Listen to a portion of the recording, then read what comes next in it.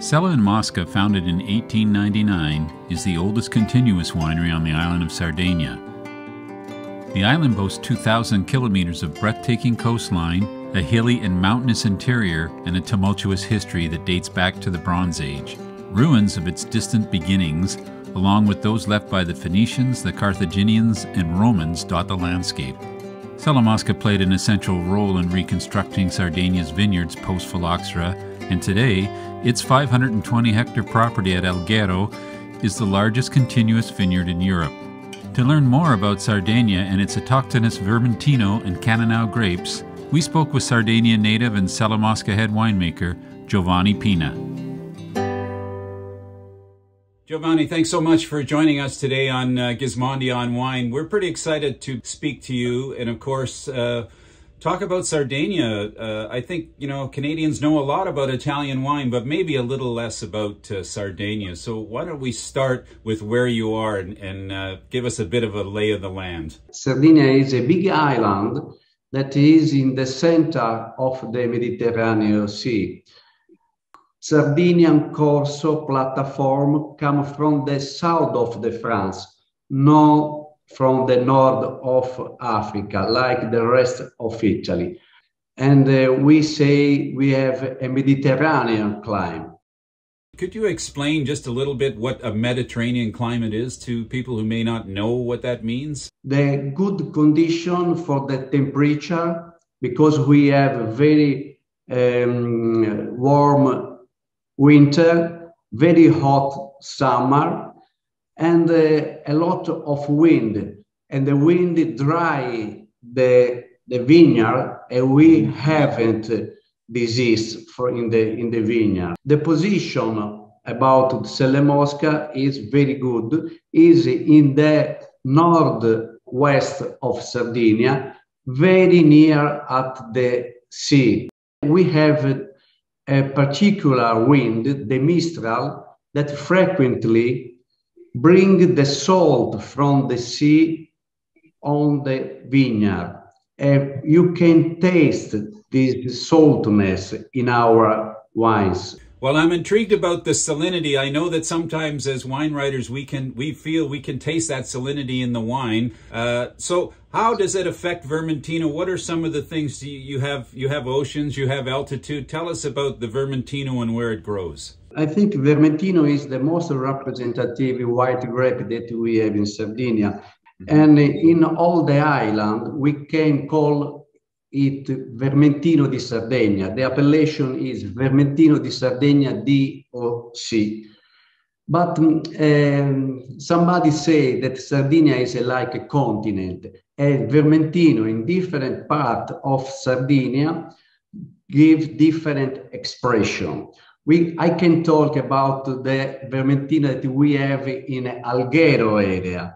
We in Alghero area have calcareous soil, and is really interesting this marriage between the soil and the terroir, the climate and the Alghero condition, because in the calcareous soil, Vermentino is really strong in tropical aromas. Vermentino is easy to grow in Sardinia, especially for the very hot summer that we have. And actually, in Sardinia, we have the 75% of the Italy Vermentino. Usually we harvest it in the middle of September, but depend. We have different selection. One Vermentino very easy to drink, light, and some other selection with more structure, more body, more volume. If we want more body, more volume, we must harvest later, around at the end of September, first week of October. And Giovanni, just quickly, so if you had a glass of Vermentino tonight, what sort of foods do the people in Sardinia, what would you serve with a wine like Vermentino? What would you eat with that? I think the best food for Vermentino is seafood. Yeah. Seafood, but also pasta, and it's good like aperitif too.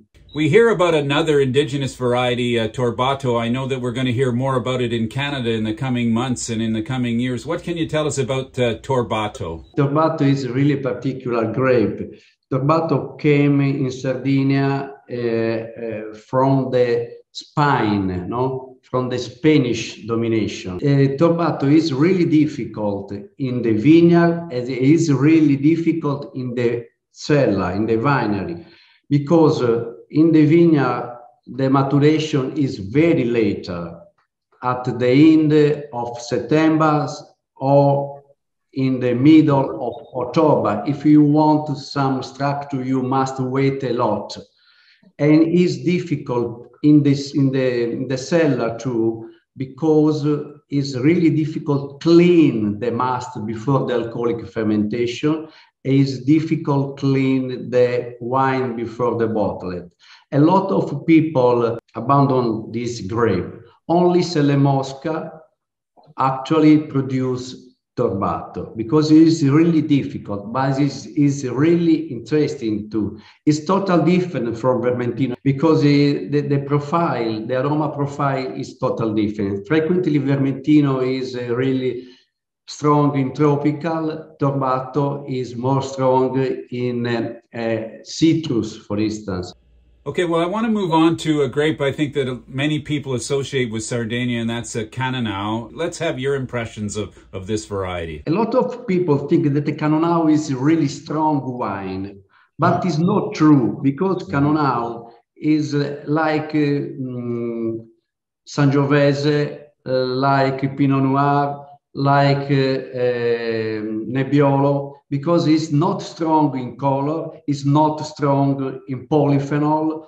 Frequently is really strong in alcohol, because the vineyard is like a sugar machine. And during the maturation, the sugar go up very quickly, and the polyphenol go up very slowly. We wait for the polyphenol, and the sugar go up.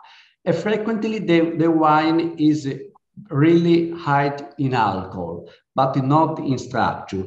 And in fact, we don't use new barriques for the aging, special for the Cannonau Reserve. We must use old wood. Frequently, we use big barrel or old barriques, because if we use new barriques, we cover the variety, and we can't taste anymore the varieties. Now we know, I mean, maybe for some of the people watching, that the Cannonau is the Grenache grape. We know it as Garnacha in Spain, and we also know it in the south of France. How would you describe the style, the Italian style or the Sardegna style of Cannonau, say, versus those, which are always quite fruity? Depends, because if we talk about the Grenache, usually the Grenache goes in a blend with other varieties, like in the Châteauneuf-du-Pape area, with the other 12 varieties. It's difficult that you found and Grenache 100%. And about Garnacha, frequently is more strong in color and in structure, because there are different conditions between the soil and the climate. We have in the center of Sardinia, where we have also a collaboration with two vineyards, a particular area where the Cannonau is more similar at the Garnacha, because the vineyards are in the around 700 meters on the sea level, and the production per hectare is really low. And we can say that the Cannonau that comes from the center of Sardinia is more similar at the Garnacha. But the Cannonau that comes from Alghero, I think, is totally different. It's stronger in balsamic note, is stronger in salt, in Mediterranean spice, I think is really different between from the Garnacha. And in Sardinia, is a wine to drink right away? Should we age it? Can we keep it? How does it expand in the bottle?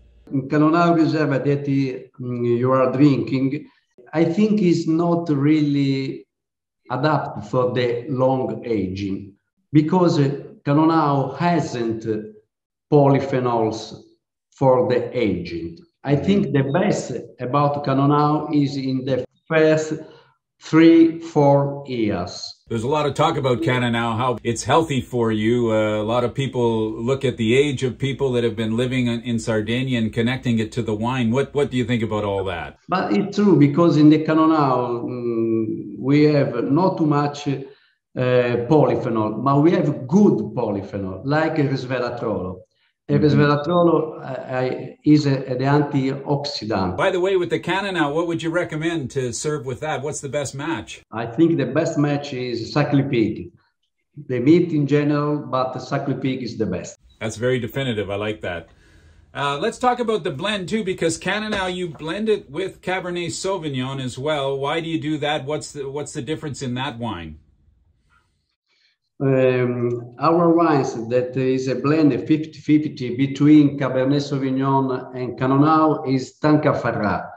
Why this blend? Because, like I saw before, Cannonau is not strong in body and in color too. And we want to give at the Cannonau more structure, more color, and also more aromas. And we use Cabernet for the structure and the color, and Cannonau for the elegance. The aging is different because we age in the Cabernet in barriques and we age in the Cannonau in big barrels. And then at the end of the aging, we put together in a blend. You can taste the elegance from Cannonau and the structure, the color, the balsamic from the Cabernet Sauvignon. Okay, Giovanni, now I want to talk about the Marchesi di Villamarina. This wine is all Cabernet, and sometimes I think people in the New World think, wow, they're making Cabernet over in Italy, but it has a long history. So can you tell us a little bit about where the Cabernet Sauvignon came from and why you use it in Sardinia? We use Cabernet Sauvignon for Marchese di Villamarina, from the best wine that we produce. It's a really interesting wine, really interesting Cabernet, because a lot of people think that in Sardinia Cabernet produce very strong wine, but it's not true, because in the Alghero area the Cabernet Sauvignon, I think, is almost different. Is lesser in structure, in muscle, but very interesting for the elegance. Mm-hmm. Because you can find in this Cabernet the Mediterranean compounds, like Mediterranean spice, balsamic note, and the salt too, like for the white wines. Is a really complex wine, really elegant, fine, and also easy to drink. Is a Mediterranean Cabernet Sauvignon. And I assume you can age this wine for a bit in the cellar. The first harvest was in 1989, and the wine is very, very good still. Okay. That's the best way to describe it. If you're talking to Canadians now who are going to travel to Italy, can they come and visit Sella Mosca, and what are some of the things they can do on the island? Yes, we are waiting for the Canadian people. We have a very good estate. We have also a B&B where the guest can sleep. And in our farm, we have a very interesting natural park. And around the Sella Mosca, there are sea, beach, and a historical link. And also Alghero is a very nice town. It's small, but very, very, very nice. Well, Giovanni, thanks so much for a quick tour in Sardinia. We really look forward to the rollout of Sella Mosca's wines across Canada. I know they've been here over time, but it seems like now is the right time to launch all of these wines from Sardinia for Canadians. And hopefully some of the people watching the video today will plan to come to Italy and visit Sella Mosca in the near future. Thank you so much. I apologize for my English, but I don't speak English frequently. Your wines speak perfect English to us, so keep working hard. Thank you.